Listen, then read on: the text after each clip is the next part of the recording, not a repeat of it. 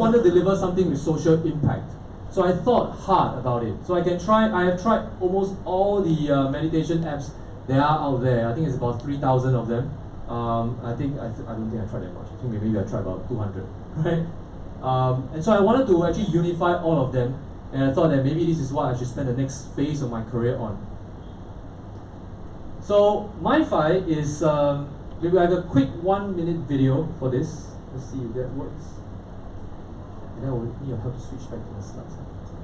There's so much to catch up on Instagram, Facebook, or messages from friends. Oh look, the kitty is so cute. My attention span is so low. I can't focus long enough to work or study. Meditation can improve my attention, but I don't have time to sit down and close my eyes. If only there's an easier way. Introducing Mindfi. It's super simple. Sessions are just 3 minutes long, like a phone call or song.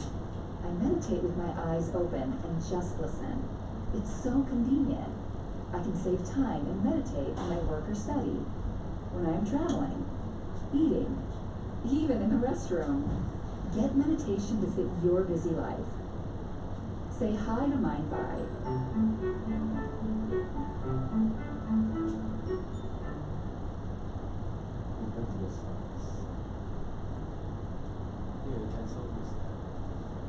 Thank you, Shirley.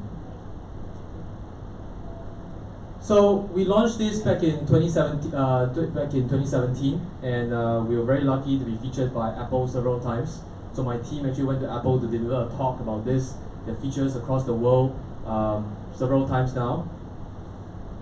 But in terms of social impact, we were very lucky as well to receive financial support from RACE organization. I think when it comes to your mind, you want the experts to be involved.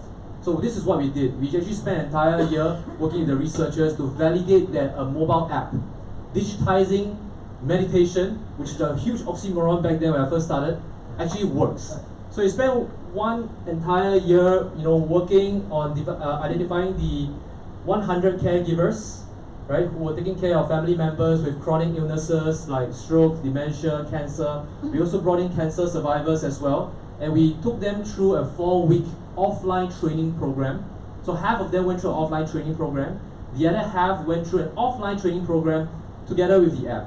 And what we found was that the satisfaction score was very high, and having the app actually created a bigger impact in terms of lower stress levels, and also created anxiety reductions for those people who had a technology element.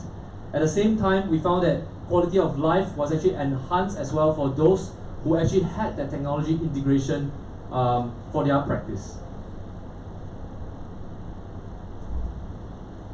When I first started, I also started learning about this thing called UN SDGs, and I think it was really very new back then. I spoke to a few people back then, nobody really understood what I was talking about.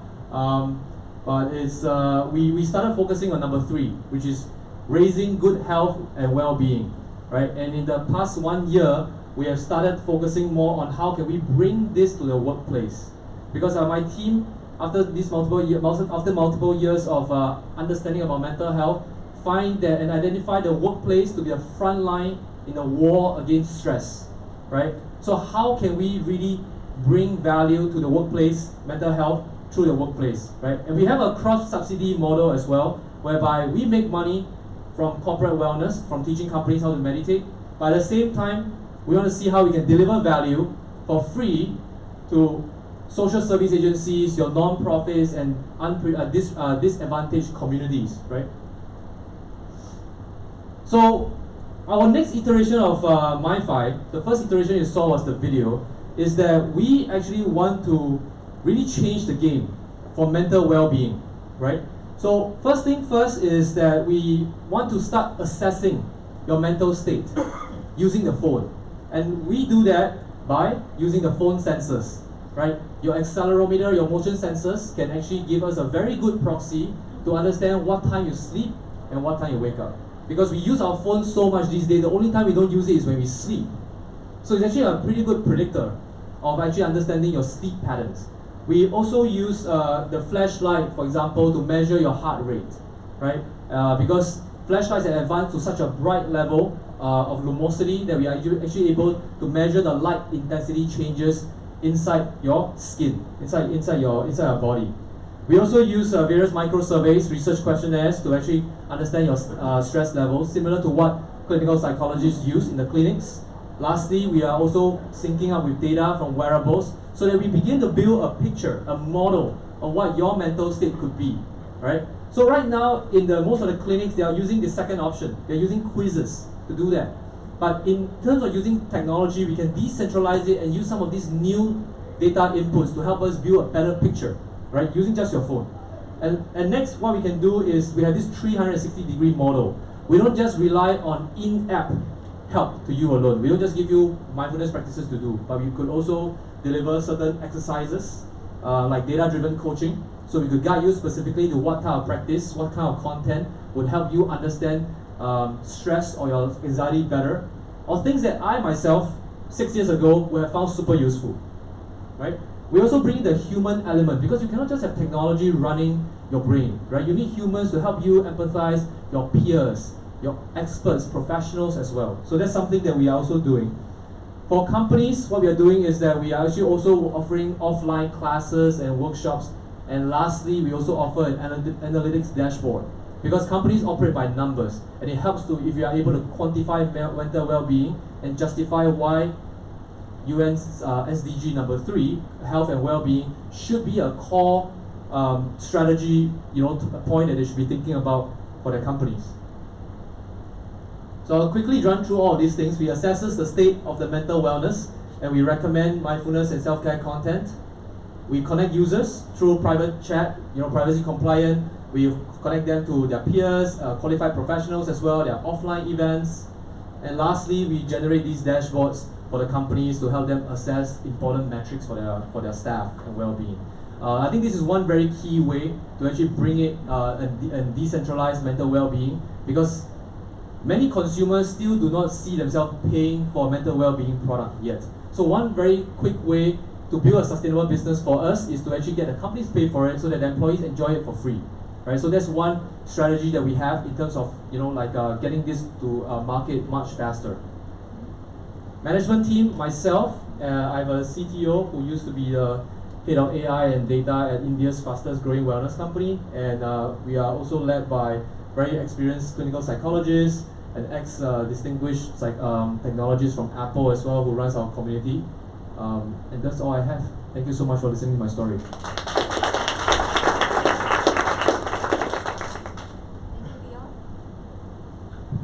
Thank you, Beyond. May I have all the panelists back up on stage for the panel discussion? I'm sure everyone is curious to ask them questions. Okay. It's my great pleasure and honor to moderate this session. Before I open for Q&A from the floor, perhaps I could ask our panelists maybe 2 quick questions. We have, as you have heard, we have Mr. Lim and Claire, who sort of represent the enablers. They are the ones who facilitate and support social entrepreneurs. And then we have 2 social entrepreneurs. Yeah?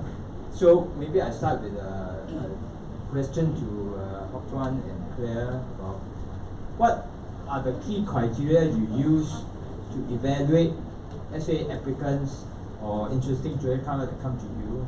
What are your yardstick and criteria to evaluate the suitability for your support? And what is your process? Do you have a committee? Do you, get expert advice? What's the process by which you make your judgment about whether a social entrepreneur is worth funding, worth your support? Well, as I explained earlier, we fund technology innovation. So the criteria we use, one is your innovation must be in a space that we're interested in, sustainability, climate change, and so on. Then we decide whether your is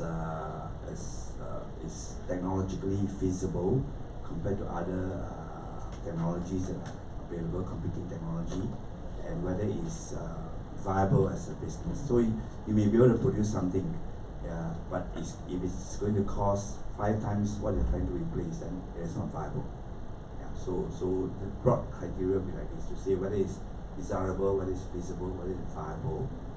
and we have a panel of experts who will shortlist all our application, and then the shortlisted one actually make a presentation to the board. And the board comprises VCs and experts in certain area, and the board decides whether to give the grant to the applicants. So if I may jump in here and ask, how important you think is, beside the technology, is the people behind it, the so-called social entrepreneurs? I think for innovators and so on, we would actually look at the team that they have, whether a few things. One is the technology part, whether among themselves they have people who are good in technology, and also whether they have a business sense. Because, like I said, what we really want is that they will commercialize their product and put it on the market. So we often tell them that you are very good, you are the scientist, but please get a CEO. I don't think you're a good CEO. So many of the applicants who came to us, they realized this, so they have really formed a team of sorts. The guy say, I'm the founder for this and this technology, and this is my CEO. And between them, they should have a team that can take their innovation forward and implement it.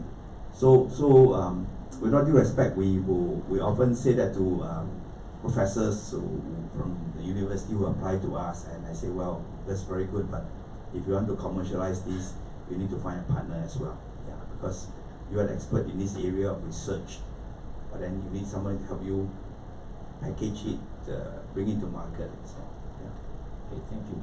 Claire? So I think for us, we have, I think, probably like 4 key things that we look out for. I think the first really is what sort of social impact is this enterprise making? So are they solving a really pertinent issue in the markets that they are in? Because I think that's what differentiates a social enterprise in a way from a regular enterprise, right? So really, what sort of impact, who are they reaching out to and so on. And I think what's interesting for us is just seeing different types of impact that they create in the markets that they're from, because that reflects the social issues that exist there. So that's one. Second, of course, it's business viability. So it has to be something that can be sustainable, can be scalable in the long term. The third, innovativeness of the solution. So it needn't be technology necessarily. I mean, technology is one form, but it could be innovation of any other, just an innovative way of doing business. And the fourth is, who are these people? Who's the founder? Do they have what it takes? Because it is a long journey. It's a very difficult road. So these are the key things that we look out for. Thanks. So I now turn to the 2 social entrepreneurs, and perhaps my question to you would be, what do you see as the biggest challenge that you currently face as you try to grow and scale your impact? Yeah? I think finding the right people, as Asim put it very, very well, is how can you find people who bring their soul to work is really key. So we, I mean, finally, I think we share quite similar rules, even though I've seen it for the first time. Hiring slow in order to actually grow fast is actually really key. We have had multiple people who are interested in working with us, but really identifying where their heart is at is actually really key. So treating our employees like volunteers is is coincidentally something I really believe in. I think that is the biggest challenge that I face today. So my answer to that question is really, I think the bottleneck is a lot of times about psychology, right? And that's why, I mean, really Mindfi and projects like that are very important, because I just compare myself in 10 years back, 12 years back, when I was first starting startups.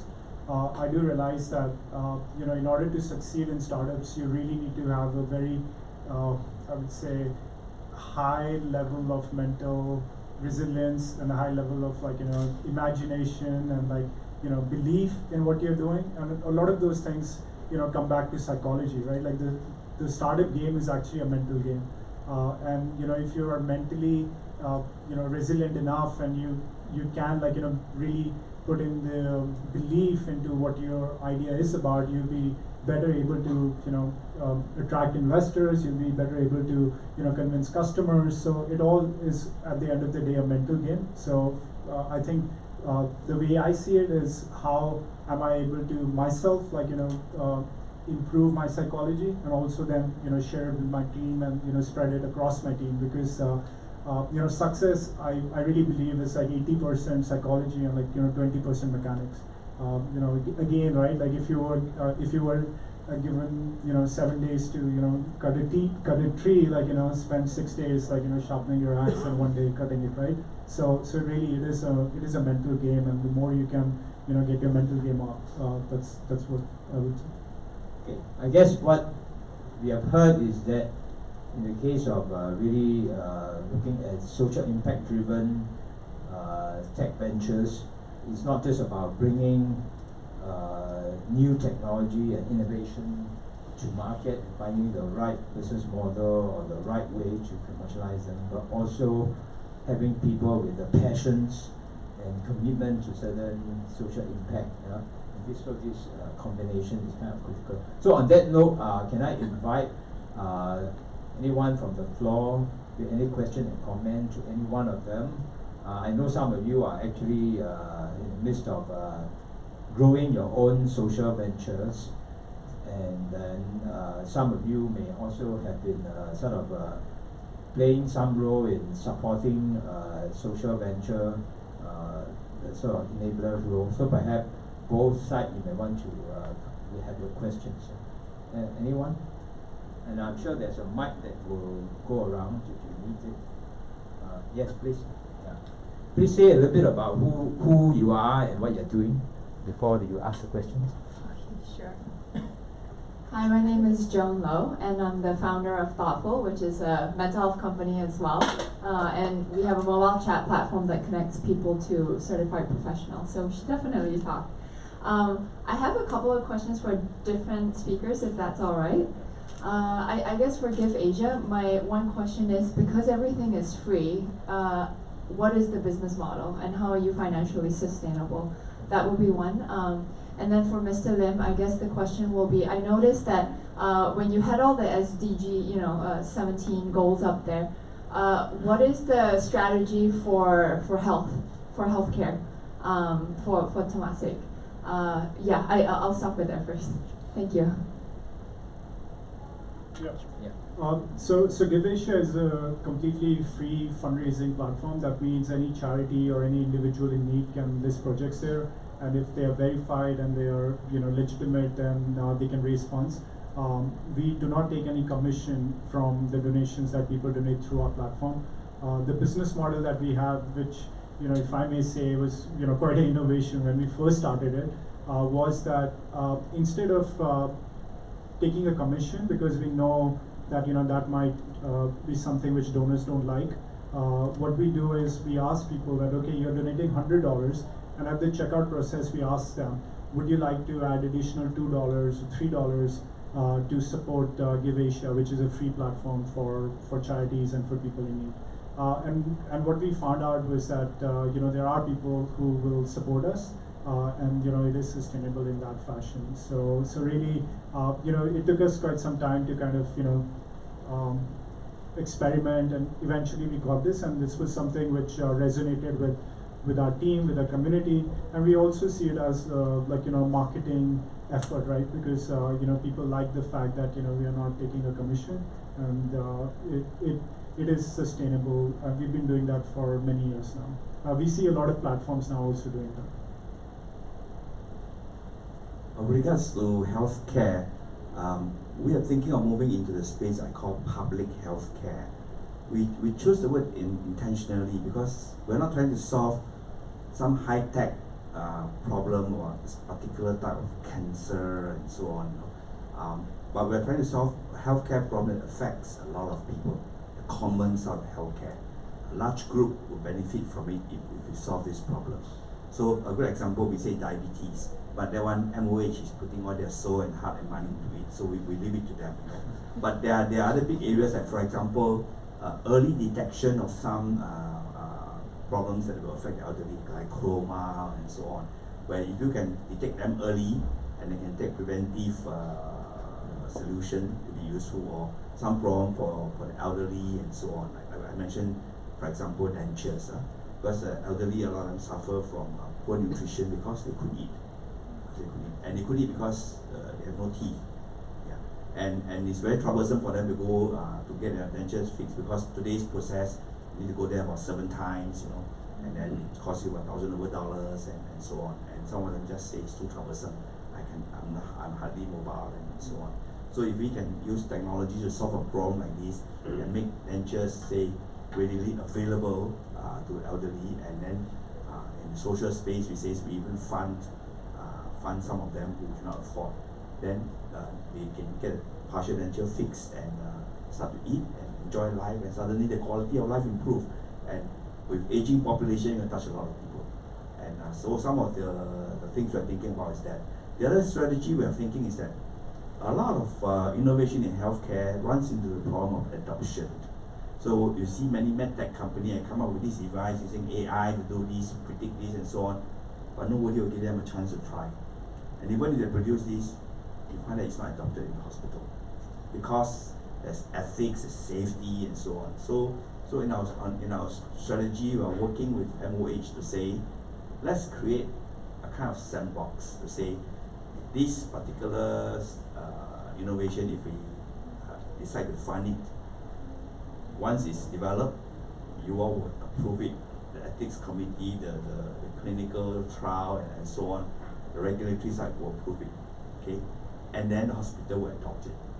Then we'll have greater chance for many of these innovation to be then adopted and used in the hospital, benefit the patients. Yeah. So things like this. When it's another example of saying things that will benefit a lot is infection in the hospital wards. How do you reduce infection from the ceiling to your curtain, to the wall, to the thing you touch, So there may be some innovation on some kind of material that can be used to replace your curtain or spray on the curtain or spray on the ceiling to reduce infection. And although it's not solving a specific medical problem, it's a public health issue.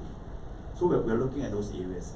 And in part, out of necessity, we don't have a lot of money to fund long-term cancer research, which takes many years and millions and millions of dollars. We can only do what we can. Thanks. Thank you. Yeah. Can you say, you mentioned that this to be the theme for next year, right? It will be an additional area that we include. When will the call be open? I think we are working towards early next year, and we are working with the 3 hospital cluster to run a challenge. So we'll define a particular theme. So for example, it could be frailty, So anything that will help the elderly who are frail, you can submit them and then we'll look at them. So anything from exoskeleton to walking aids to ideas to strengthen health and so on. Okay, we have a question at the back. Yes.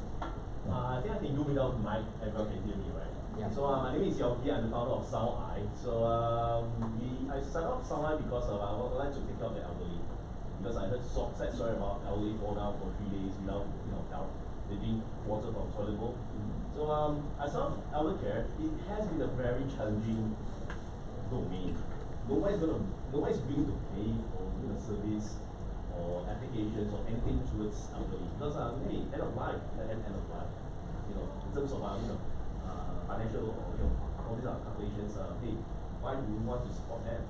So coming back to this, right? SoundEye right now is trying to generate revenue sustain through other revenues. But coming back to the elder care, I'm still focusing on the elder care. So coming back to the experts, where do you see the silver lining for the elder care? Because in Singapore context, it's going to be very damn challenging. It's not going to be sustainable. I think even homage is not making a profit as well, in a way. So sustaining to create a social enterprise for the elder care that most of the elder care, especially in Singapore, not much money or they need a lot of support. So where do you see the silver lining here? What should we do? Well, before I joined Temasek Foundation, I was the CEO of St. Luke's Elder Care and St. Luke's Community Hospital. So I understand the elder care problem a little bit more.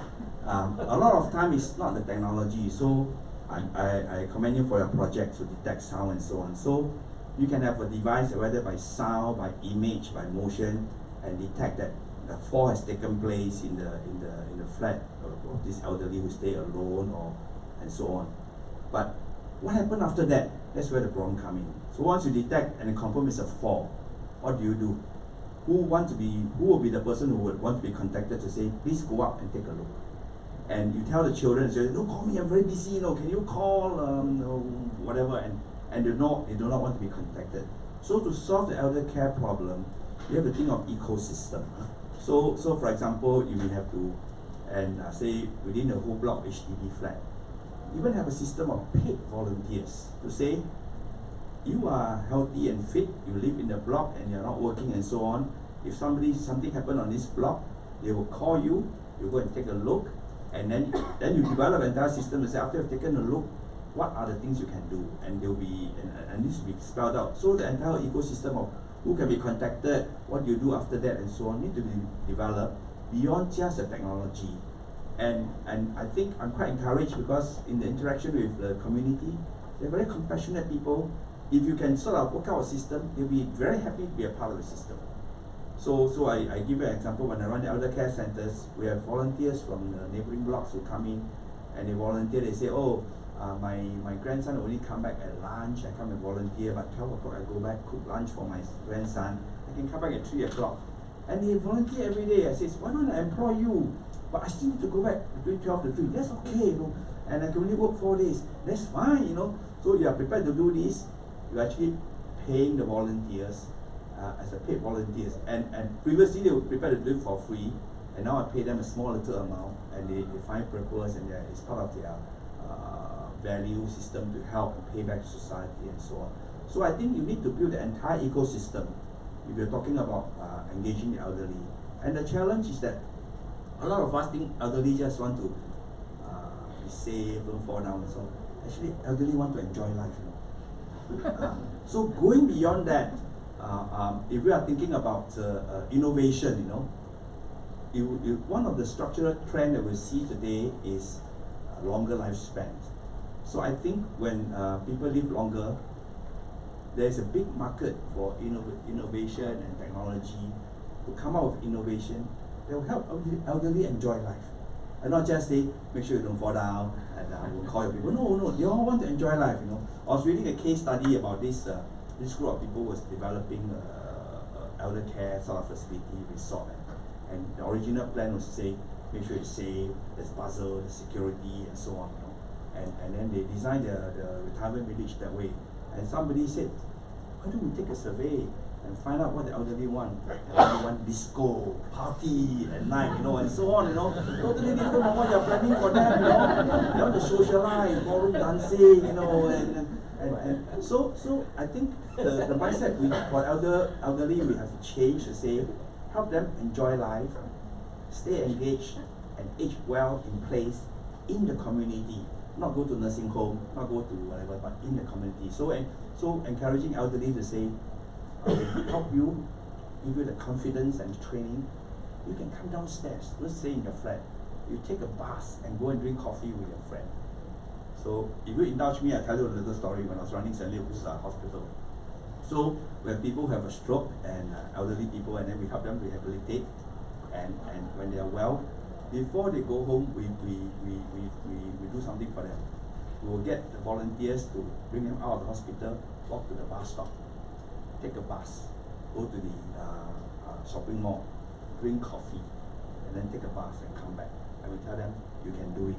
When you go back home, don't just stay at home. Go downstairs, take a bus, go shopping, go something. And then we train their mate with them, so that when they go back, it's an active elderly life. I think better stop here. Otherwise, I tell the story. Good. Okay. Any other question, comment? Yes. Yeah. Hi. So my name is Sharif. Before, just very quickly to that point, I used to stay in a rental house area for a while, and I was the resident IT guy for all the uncles and aunties there. And they were pretty advanced. They watched all the Hook and all the whatever online TV station. They couldn't get the mouse to work, couldn't get the battery work. So they see me in the elevator, boy, help me. Somehow I'm Aboy at 35 years old. So anyways, so my name is Sharif, and I actually left the bank to now work on a new startup that is to help modernize street food vendors around our region, not in Singapore. You probably recall yesterday there was an article by Tripzilla that says Singapore ranked #1 as street food. Dude, we don't even have a street food culture. I know this for a fact because my grandparent in Singapore was doing street food, and then NEA, SFA shut them down because they didn't try it. So I know for a fact we don't have that anymore. So my question is, as a social enterprise or even as a startup itself, get funding, you have to bridge this chasm between great idea, but show me that you can do it, or prove to me that you can do it, or show me a proof of concept or research that it can work. So the question to our friends at Temasek and DBS Foundation, as well as our startup and is how do you bridge this gap? Because it's sort of like catch-22, right? I'm sure when Asim started, like we're gonna give donations digitally to people free, like prove to me it work. But to do that, we need to build stuff, right? We need to build an infrastructure, we need to build an app to validate certain things. So how would you suggest that one bridge, and then how does your program help bridge this chasm, and from the entrepreneur's point of view, how do you practically make that happen? Yeah. Well, anyone want to?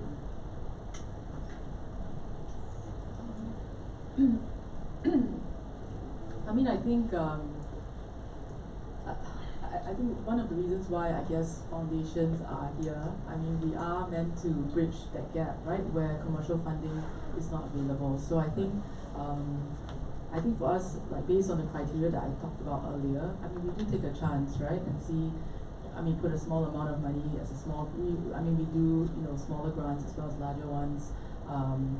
So yeah, we take a chance based on those criteria. I think what I think for us when we evaluate is really, can we see this taking off? I guess. I mean, in a sense, it's a leap of faith, but we have to be able to see it taking off. Like I mean, some of the criteria that you guys mentioned, right? Is there a market? Is there what problem we're trying to solve? I mean, these are the questions that we would ask, and we will ask the person who is pitching the idea, right? And if the person has no answer, then then there is a problem, right? And I think what we've also seen is, I mean, like I guess kudos to the two entrepreneurs sitting next to me, because I mean, for some it's about trying over and over again.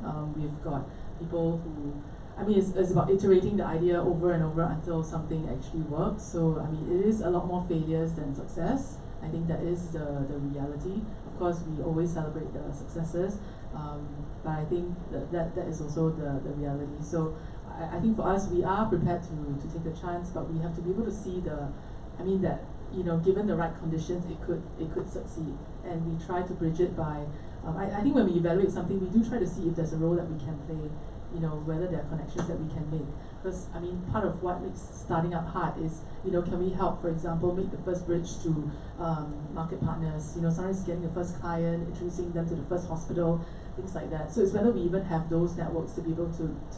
I mean, does this fit into our ecosystem where we're actually able to do something that helps the entrepreneur? So there's no scientific answer per se, but that's some of the things that we would do.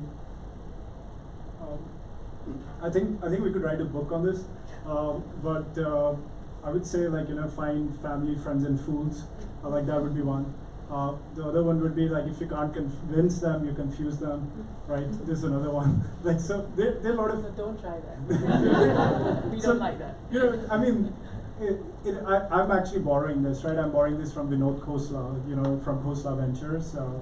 As entrepreneur, when you are starting out, when you haven't sold your first company before, or you haven't have great track record to show for it, people are gonna basically, make some kind of bets on you, right? People are gonna be making bets on you, and I think it is really, you are selling ether.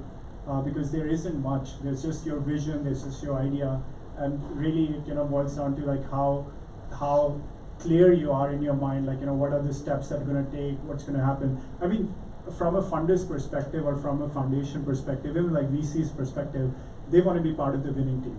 So right, if you can convince them, right, that you have a winner, you have something which is going to create a lot of social impact. You're going to create a lot of impact. Why wouldn't they want to join you? So I would say it's kind of a litmus test in some ways.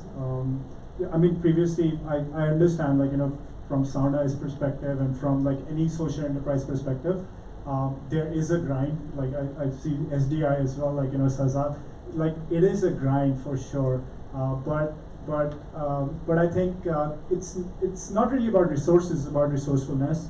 So how can you find the right contacts? How you can just hustle, find that person. You just need one investor, out of the 200 you speak with, there will be one person who sees what you see, and then you find a way. So I guess it's just like, it's just like sometimes brute force, it's sometimes connections.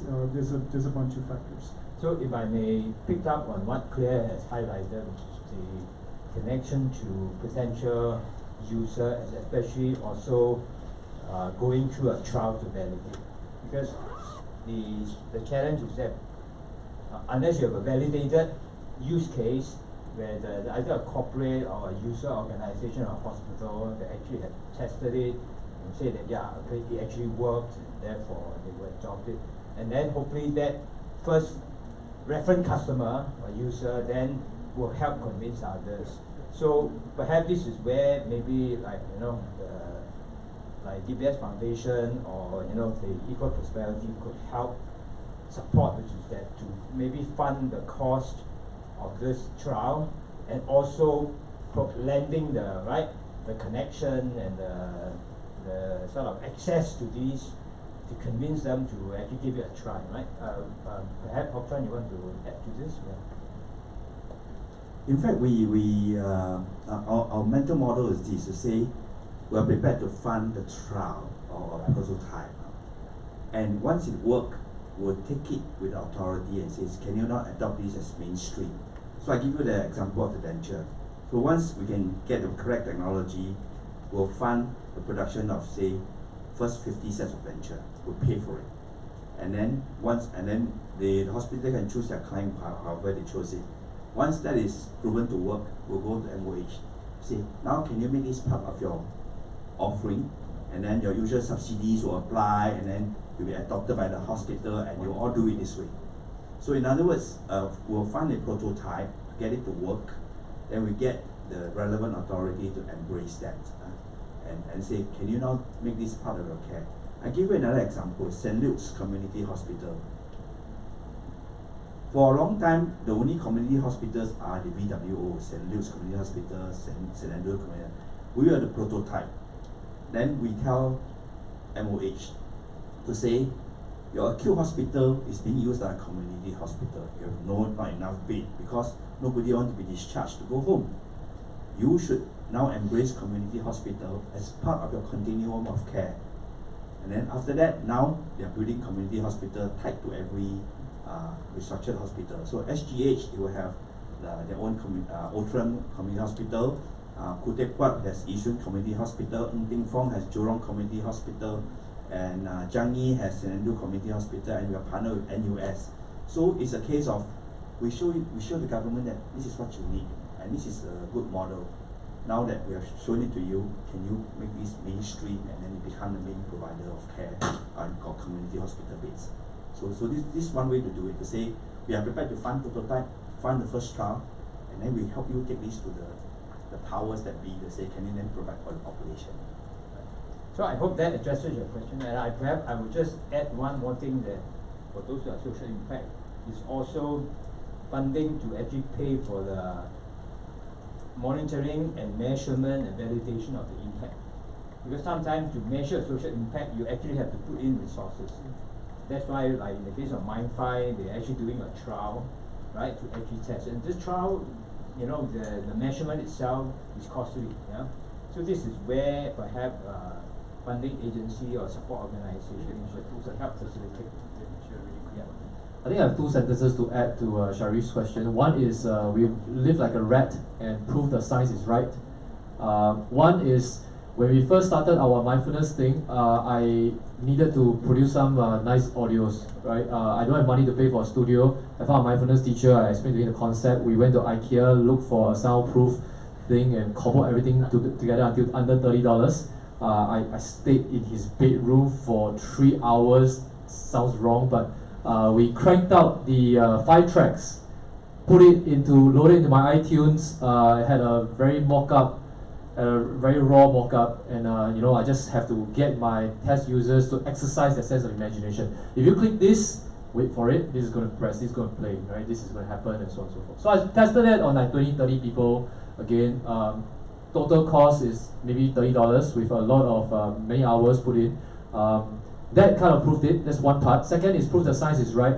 I go online and I look at the research papers of locally based researchers. I even called up some folks in US to find out what they're doing. So I took about 30 calls in total. I sent out I reached out to about 30 to 40 people. I think only 10 people replied back. I just needed 2 people to say that this is something that's worth pursuing, right? So with the prototype and with 2 letter of intent to actually do more research, right, for $30 still, I went to ask for funding. Okay, maybe we have time for just maybe 1 or at most 2 questions. Anyone else have a short, quick question? Yes, please. Okay, thank you. I really enjoy St. Luke's story. My name is Alvin Lee. I started social enterprise in 2003. So the part about, and recently we just got the award for the Brands for Good. That means people who are doing good things. Question for 4 of you, and maybe the audience is Professor Wong.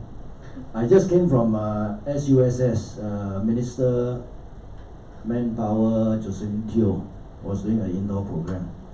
Okay, my point is this. All the young people, old people, all of us like to do good. We have nothing against doing things, but the biggest problem is how to make a living. So that's where the government can come in. Good idea, good technology, good anything can be done. Anybody can step forward. What is always the biggest problem? The sustainability is our bread and butter.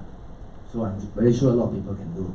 So if you have the government to, the missing part down here, I thought is the government. We cannot just state about the capitalism and you just fund it and then hopefully you don't die within 21 days. So if you had the chance to speak to the government about manpower issue, about sustainable, what is it that you hope government can do to help us? I'm talking about Singapore context. I'm not talking about Silicon Valley because we actually sleep here.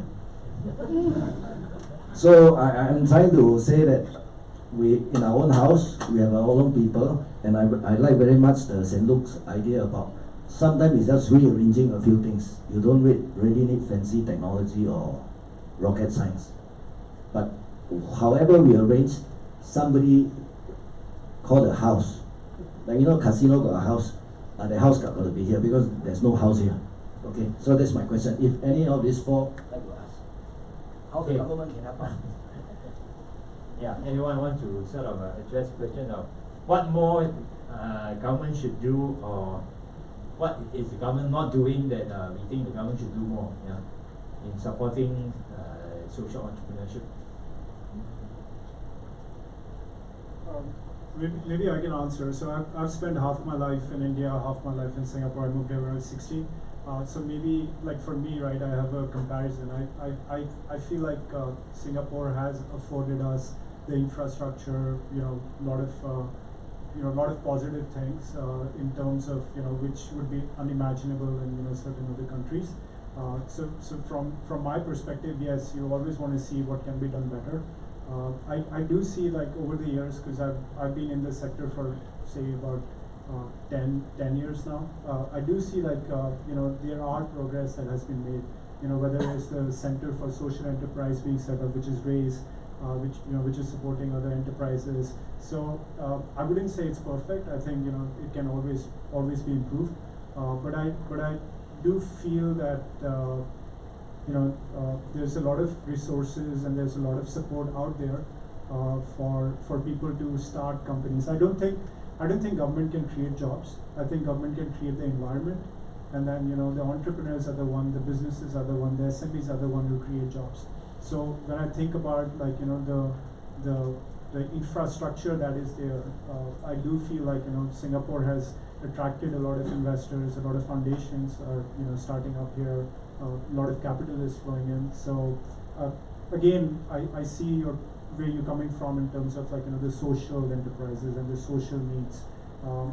But I do see there's been progress made in the last 10 years that I've noticed. Of course, I'm not at that level. I'm not at the government level to, like, see the bigger picture. But just as an entrepreneur, I see that starting a social enterprise 10 years back versus starting it today, there is definitely a magnitude of difference in terms of the support you can get. Okay, I guess we are running short of time. So I think there's some refreshment out there for networking, and hopefully you have a chance to perhaps also talk to any of the 4 panelists here who may still be around for a short while. So on that note, please join me in thanking the 4 excellent panelists for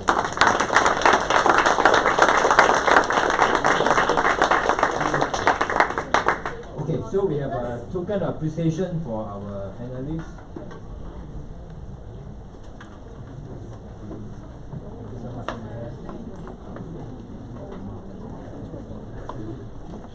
Thank you so much.